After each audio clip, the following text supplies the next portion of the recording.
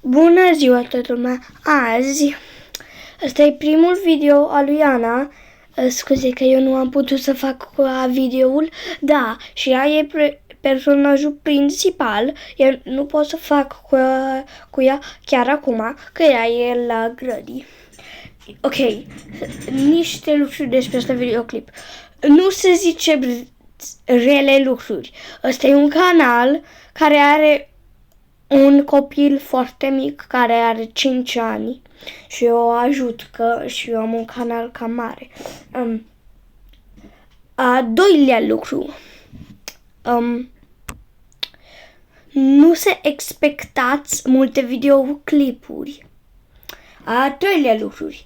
Ăsta videoclip o să conțină multe galbene lucruri și roz și roșu, că a lui Ana îi place roz din alea a ele preferate. A patrulea lucruri. Nu o să fie așa de multe videoclipuri, că eu trebuie să fac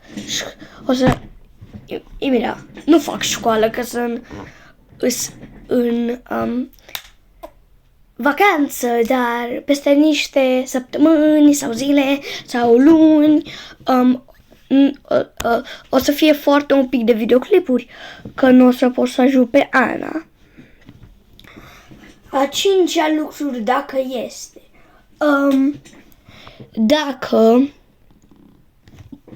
ziceți ceva. Nu. No, ăsta canal o să fie numai despre Roblox.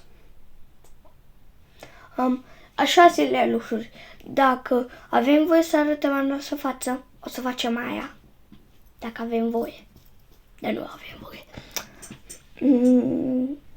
Și nu mai ies lucruri.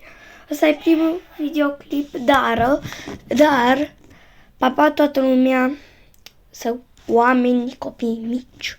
Ăsta canalul o să fie pentru oameni și copii mici. Pa!